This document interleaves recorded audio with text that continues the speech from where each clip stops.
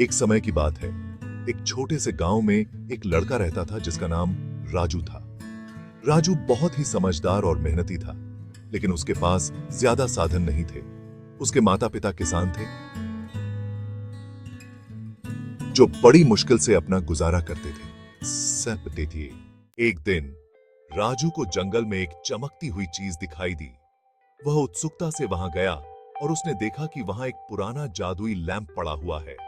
राजू ने उसे उठाया और जैसे ही उसने उसे साफ किया, एक जिन्न प्रकट हो गया। जिन्न ने कहा, तुमने मुझे मुक्त किया है, इसलिए मैं तुम्हारी 3 इच्छाएं पूरी करूंगा।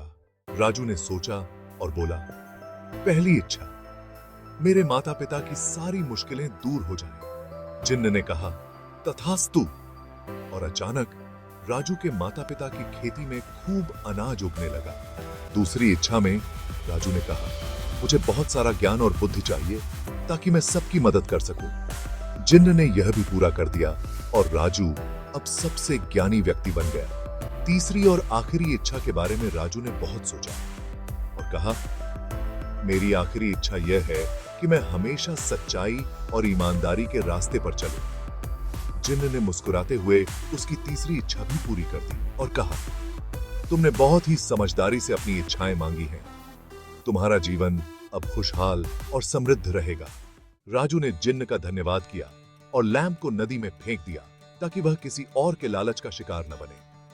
इसके बाद राजू ने अपनी मेहनत और ईमानदारी से गांव को समृद्ध बनाया और सबके दिलों में बस गया। इस कहानी से हमें यह सीखने को मिलता है कि मेहनत, ज्ञान और ईमानदारी से ही जीवन में सच्ची सफलता मिलती है।